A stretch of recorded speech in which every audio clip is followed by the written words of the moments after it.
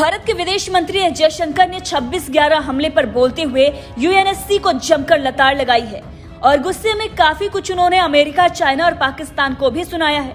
अब यहाँ पर ये बात समझनी होगी कि भारत ने इतना गुस्सा क्यों दिखाया, जिसके चपेट में पाकिस्तान तो रहा ही रहा, चाइना और अमेरिका भी आ गया। दरअसल आतंकवाद के मुद्दे पर जब भी भारत कार्रवाई करने की मांग करता है तो चीन अपनी वीटो पावर लगाकर उन आतंकियों को बचा लेता है जो पाकिस्तान में छिपे बैठे हुए हैं और अमेरिका अपने फायदे के लिए उन्हें पाल पोष रहा है।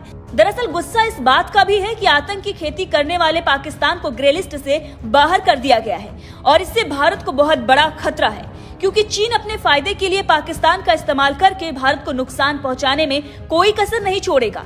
भारत को आंतरिक मुद्दे में उलझाकर भारत के विकास की गति को रोकने के लिए ये सब कुछ किया गया है और कहीं न कहीं दुनिया भर के देश इसमें शामिल हैं और ये सारी बातें भारत को पता है।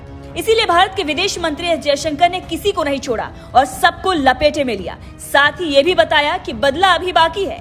एस जयशंकर ने आतंकियों को बचाने के लिए सीधे तौर पर अमेरिका पर निशाना साधा और बता दिया कि यूएनएससी पूरी तरीके से फेल रहा है। खबर पर आते हैं और विस्तार से बात करते हैं कि क्या कुछ कहा है विदेश मंत्री एस जयशंकर ने। दरअसल संयुक्त राष्ट्र सुरक्षा परिषद की आतंकवाद को लेकर मुंबई में एक बैठक हुई और इस बैठक में विदेश मंत्री एस जयशंकर ने मुंबई हमलों का जिक्र करते हुए कहा कि यह वैश्विक संस्था कई मामलों में आतंकवादियों पर बैन लगाने में नाकाम रही है, क्योंकि राजनीति आड़े आ गई। यही नहीं, उन्होंने ये भी कहा कि आज भी मुंबई आतंकी हमले के सूत्रधारों को बचाया जा रहा है और उन्हें सजा नहीं मिल सकी है। एस जयशंकर ने किसी का नाम तो नहीं लिया, लेकिन उनका इशारा साफ तौर पर पाकिस्तान और यूएनएससी में चीन की ओर से वीटो के इस्तेमाल की ओर ही था। साथ ही अमेरिका पर भी उनका निशाना था। उनका साफ कहना था कि आतंकवाद को लेकर ये दोहरा रवैया, जिसके चलते ये सारी मुश्किलें आ रही हैं। मुंबई के होटल ताजमहल पैलेस में बैठक में एस जयशंकर ने मुंबई आतंकी हमले में शहीद हुए जवानों और आम नागरिकों को पहले तो श्रद्धांजलि दी और उसके बाद उन्होंने जमकर अपनी भड़ास निकाली, जो कि चाइना और पाकिस्तान को चुभने वाला था और अमेरिका को आईना दिखाने वाला था। इस दौरान एस जयशंकर ने बयान देते हुए सुरक्षा परिषद के सदस्यों से कहा कि मुंबई पर हुआ हमला सीधे तौर पर अंतर्राष्ट्रीय समुदाय पर ही अटैक था।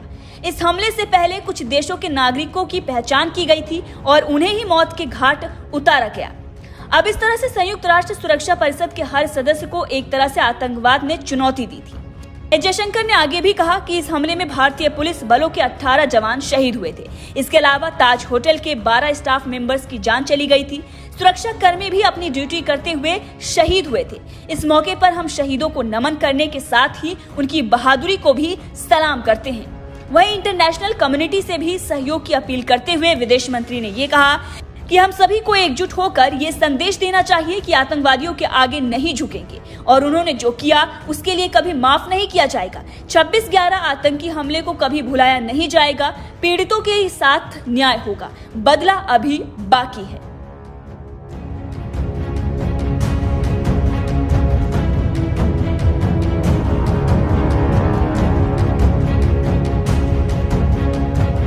The Security Council and other member states who have joined us today in an expression of solidarity.